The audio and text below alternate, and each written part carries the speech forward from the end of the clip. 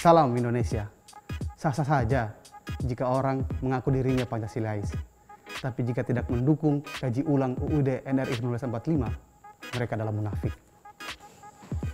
Bro, setuju nggak penundaan pemilu? Soalnya gini kan, beberapa ketua-ketua partai kan menyuarakan bahwasanya pemilu harus diundur. Iya, padahal ini secara konstitusi kita kan ya, tidak sesuai gitu. Iya, menurut Rajak gimana ya? Ya kalau saya sih ini kan kalau melihat isu yang sedang berhembus ini alasannya karena situasi perekonomian nasional belum begitu stabil untuk menyelenggarakan pemilu. Karena nanti juga kan konsekuensinya nih anggaran nih. Nah, sekarang kan isu yang sudah mulai dihembuskan, Ketua KPU di rapat bersama dengan pemerintah dan DPR itu kan sudah mengusulkan anggaran pemilu 86 triliun. Tapi akhir-akhir ini juga ada berkembang isu melalui Menko Investasi bahwa biayanya itu bisa sampai 100-an triliun. Itu kan, ini kan alasan-alasan yang menyebabkan penundaan pemilu. Bagi saya ini perlu juga dipertimbangkan apabila situasi memang tidak memungkinkan sama sekali. Sehingga penundaan pemilu itu ya, Iya, karena memang pemilu itu juga pada dasarnya kan nanti akan dalam rangka mewujudkan kesejahteraan rakyat. Nah nih kalau justru biayanya dipakai untuk pemilu lalu dalam rangka tidak bisa mensejahterakan rakyat, atau kalau dipakai untuk misalnya pemberdayaan, untuk meningkatkan ekonomi, ya kan juga bisa bagus itu kan. Bisa dipertimbangkan seperti itu. Gimana? Ya tidak setuju karena ini bukan amanat dari konstitusi kita. Ini sudah keluar jalur dari konstitusi kita. Berbicara soal penundaan pemilu saya kira tidak perlu kita perdebatkan karena memang konstitusi sudah secara tegas dan lugas dalam pasal 27 tidak salah ya bahwa pemilu itu dilakukan 5 tahun sekali.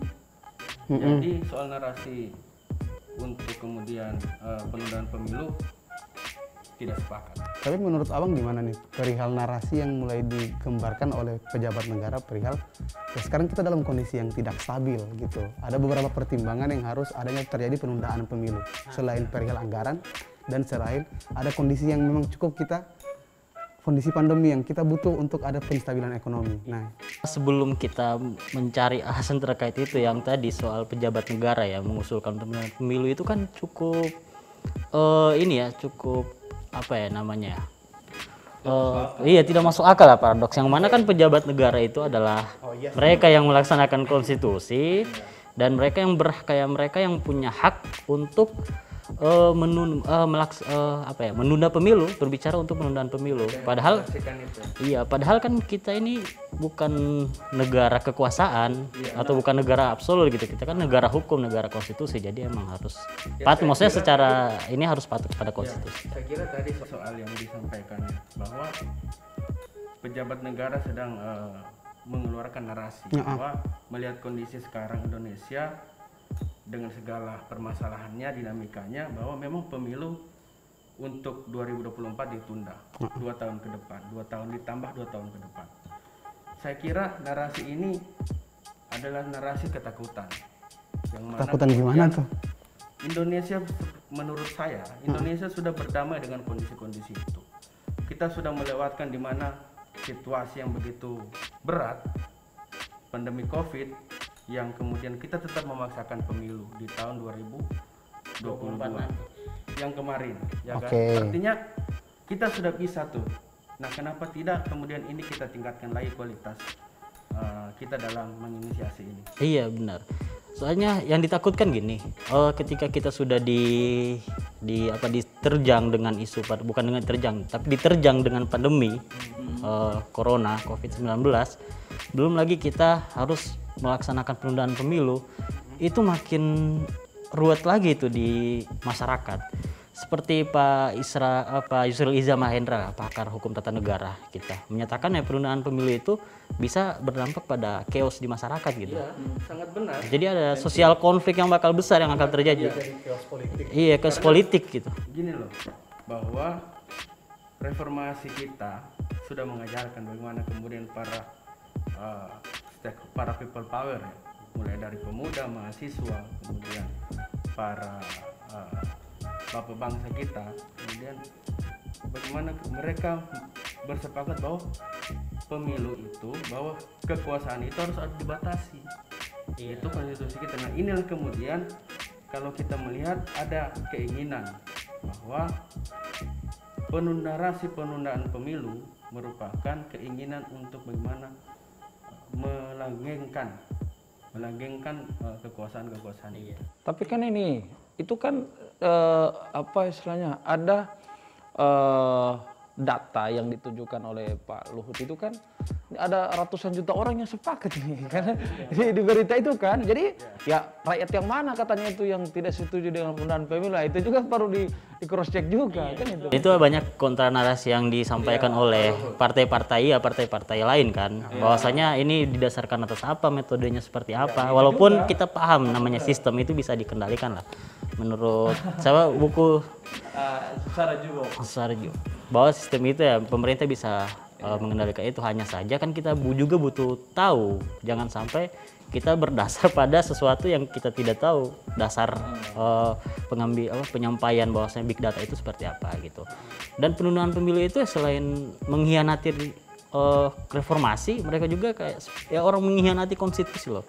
Ini konstitusi sudah mengatur kita dengan baik, tapi dikhianati, itu kan Jangan sampai juga itu kemauan rakyat atau gimana? Ya kemauan rakyat kan bisa dilihat dari ya bagaimana rakyat bersuara kan seperti itu. Kalau berbicara soal kemauan rakyat, ya rakyat yang mana dulu nih? Pertanyaannya itu sampai sekarang wadah rakyat itu di mana gitu. Kalau mungkin dari para pendiri bangsa kita kan dibuatlah demokrasi itu agar pro rakyat, itu dengan namanya ya sistem demokrasi perwakilan kan. Dari itu rakyat untuk rakyat oleh rakyat itu kan iya, intinya demokrasi itu kan atas kedaulatan rakyat itu. Dulu emang sebelum amandemen emang lokus dari kedaulatan rakyat itu ada di MPR. Sedangkan kan saat ini kan dilaksanakan sekarang MPR tetap ada juga. MPR tetap ada. Fungsinya sudah tidak seperti dulu gitu. Iya. Lain soal itu MPR tetap ada nih. Iya. Tapi bukan sebagai lembaga tertinggi lagi yang sebagai lembaga tinggi yang ada di Indonesia. Hanya saja juga bisa disoroti juga ya. Mungkin teman-teman di sini pernah nonton atau Pak Jokowi ya pernah menyampaikan bahwasanya kalau ada orang yang mendukung penundaan pemilu itu ada 3 hal. Dia cari muka, dia pengen menampar muka saya, sama satu lagi apa ya? Ya ada statement Pak Jokowi lah terkait itu kan. Bahwasanya Pak Jokowi sudah memberitahukan bahwasanya Pak Jokowi juga tidak mendukung dengan adanya penundaan, dan Pak Jokowi ingin tetap berada pada konstitusi kita. Tapi dalam tweet Twitter nih, malah banyak pembicaraan bahwasanya isu-isu penundaan pemilu itu malah dari dalam pemerintahan, orang-orang dalam pemerintahan yang berusaha membangun narasi ini. Itu gimana nih? Ini kan kita juga kan sering juga nih lihat media-media massa nih. Pernyataan presiden terakhir itu kan begini, bahwa ya ini hasil dari demokrasi kita. Jadi wajar saja kemudian ketika masyarakat atau orang menarasikan menginginkan penundaan pemilu. Ya itu bagian dari demokrasi juga kan, menyampaikan pendapat, nggak salah. Iya benar. Tapi kan yang diinginkan oleh kita adalah bagaimana kemudian Jokowi sebagai presiden Indonesia harus dengan tegas tuh menolak bahwa tidak ada yang namanya penundaan pemilu, bahwa dia harus menyelesaikan kepemimpinannya sesuai dengan anjuran konstitusi kita, Undang-Undang Dasar Negara Republik Indonesia. Saya kira begitu. Nah begini, kalau saya kan itu wacana itu kenapa dihembuskan? Karena ini menjelang pemilu. Pemilu itu dimulai di tahun ini. Walaupun pemilihannya 2022, tapi kan proses pendaftaran partai politik itu kan 2022. Nanti seterusnya sampai dengan pemungutan suara 2024. Karena itu ya mesti diwacanakan. Karena kalau tidak ya jangan sampai lewat nih. Sudah mulai proses pendaftaran parpol, lalu berarti udah nggak ada itu. Nggak ada lagi istilah penundaan. Titik masalahnya menurutku adalah permasalahan pemilu ini adalah permasalahan bagaimana kita memilih perwakilan kita yang memang dipilih oleh rakyat langsung.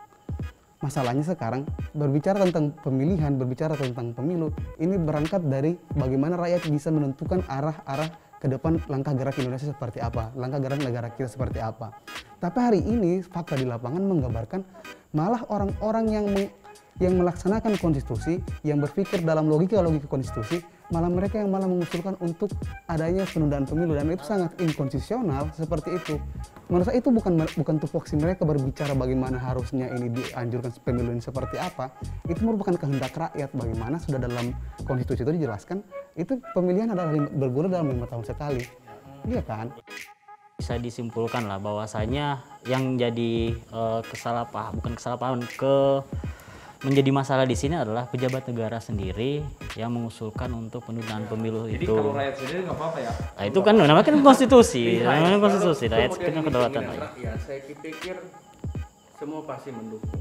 Tapi kan ternyata yang kita lihat bahwa yang menginginkan adalah yang berada dalam untuk pemerintahan, namanya pejabat negara. Iya, itu orang-orang yang tidak ingin melepas kekuasaan dan iya. Jangan sampai negara Iya, jangan Indonesia sampai. diatur oleh oligarki. Iya, makanya Sebagainya dia kan pengen ikut terlibat. makanya itu kita kan sebagai negara hukum, konstitusi, bukan negara kekuasaan tadi ya. Jadi ya bisa disimpulkan lagi ya, balik lagi kesimpulan bahwasanya keinginan para pendiri bangsa itu adalah negara kita itu berdasar atas hukum, bukan berdasar atas kekuasaan. Itu sepakat ya? Iya. Dan wacana yang dikembangkan menunjukkan UUD 1945 ini sudah diamandemen 4 kali. Bahkan yang UUD, kalau kita bilang UUD 2002 ini itu memberikan peluang untuk dilanggar. Jadi banyak hal-hal yang bisa dijadikan sebagai sumber atau sebagai referensi di Undang-Undang Dasar ini untuk menyepakati itu. Iya sih. Memberikan ruang-ruang para oligarki ini untuk Iya. bergerak. Sehingga bisa disimpulkan bahwasanya ya sebagai kita pemuda yang kritik lah, yang aware terhadap konstitusi kita, ya emang cobalah kita kaji ulang Undang-Undang Dasar yang sudah ada sekarang untuk dijadikan satu pedoman yang lebih bagus lagi biar mencapai keniscayaan sesuai dengan pendiri bangsa. Sepakat. Iya, bener kan? Wah, betul. Iya. Salam Indonesia. Salam.